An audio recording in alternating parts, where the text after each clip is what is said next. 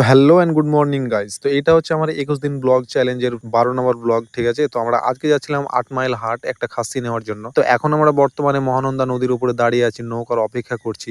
অপেক্ষা করতে, করতে দেখতে পাচ্ছি নৌকা এসে লেগে গেছে, তাই আমরা নৌকার উপরে উঠে গেলাম। এটা হচ্ছে আমার ফ্রেন্ডের সাথে পিছে, পিছে আমিও উঠে গেলাম নৌকার উপরে। তো নৌকার উপরে উঠতে, উঠতে আমাদের নৌকা ছেড়ে দিল। নৌকা ছাড়তে না ছাড়তে আবার পিছনে ঘুরে দেখছি আরো দুটো প্যাসেঞ্জার, হ্যাঁ ঠিক আছে, চলে আসলো। তো ভাবলাম যে প্যাসেঞ্জার দুটোকে তো ছেড়ে আর যাওয়া যাবে না, কেননা দুটো স্পেশাল প্যাসেঞ্জার। তো ফাট করে ওদেরকে আমরা নৌকাতে উঠিয়ে নিয়ে, ঠিক আছে, রশ্মিটা আমি ধরলাম, সাড়ে টেনে দিচ্ছিলাম দাদুকে যে কত টানবেন, আমি একটু টেনে দিই, ঠিক আছে। বেশ ভালোই লাগছিল, ছোটবেলায় সেই টেনেছিলাম, আবারও এখন টানলাম। তো তোমরা দেখতে পাচ্ছ আমরা এখন নদী প্রায় ক্রস করে দিয়েছি, মহানন্দা নদী। আমরা এখন নদী সেই নৌকার উপর থেকে আমরা নেমে গেলাম গাইজ, দেখতে পাচ্ছ তোমরা। এখন আমি নৌকার উপর থেকে নেমে উপরে আমার ফ্রেন্ড বাইক নিয়ে দাঁড়িয়ে আছে, আমি ওর বাইকে চেপে যাব। আমরা বাইকে চেপে গিয়ে এখন চলে যাচ্ছি সে সামনের দিকে। এই রাস্তাটা দেখতে পাচ্ছ গাইজ, দুই ধারে ধানের জমি, মেঘলা আকাশ, আর মাঝখান দিয়ে সরু একটা রাস্তা, জাস্ট ওয়াও। আর আবহাওয়াটা যে দারুণ হয়েছে, মেঘলা আকাশের যে হাওয়াটা জাস্ট দারুণ, কি বলবো, সত্যি বলছি সেই দারুণ ব্যাপার। তারপরে আমরা সামনে আসতে না আসতে দেখছি সেই রেল ফাটাকের গেটটা নামিয়ে রেখেছে, তাই আমাদের অনেকক্ষণ অপেক্ষা করার পরে শেষ বেশ তোমরা দেখতে পাচ্ছ বন্দে ভারত এক্সপ্রেস চলে যাচ্ছে আমাদের সামনে দুরন্ত গতিতে সাড়াসাড়, ঠিক আছে। তো সাড়াসাড় ট্রেনটা যেতে যেন শেষই হচ্ছিল না, তাই তোমাদের একটু ভালো করে সম্পূর্ণ দিকটা আমি দেখালাম,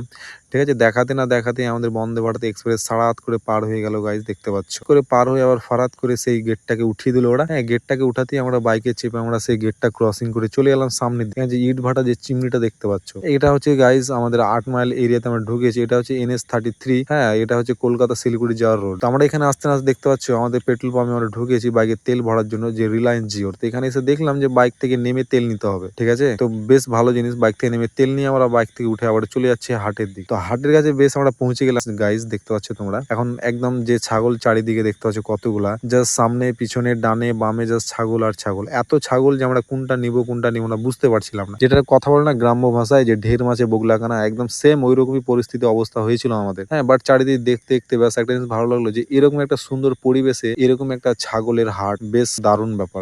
এরকম ভাবে দেখতে পাচ্ছ গাইজ, এরকম গাছের নিচে এরকম পুরো ছাগলে ভর্তি চারিদিকে, সত্যি বলছি দারুণ ব্যাপার। তো চারিদিকে দেখতে না দেখতে গাইজ আমাদের ছাগল না হয়ে গেল কমপ্লিট। আমরা এখন সেই খাসিটাকে নিয়ে আমরা চলে যাবো বাড়ির দিকে। দেখতে পাচ্ছ তোমরা, এখন আমরা চলে যাচ্ছি। তো প্লিজ গাইজ একটু তোমরা আমাকে সাপোর্ট করে দিও গাইজ, তাহলেই হবে।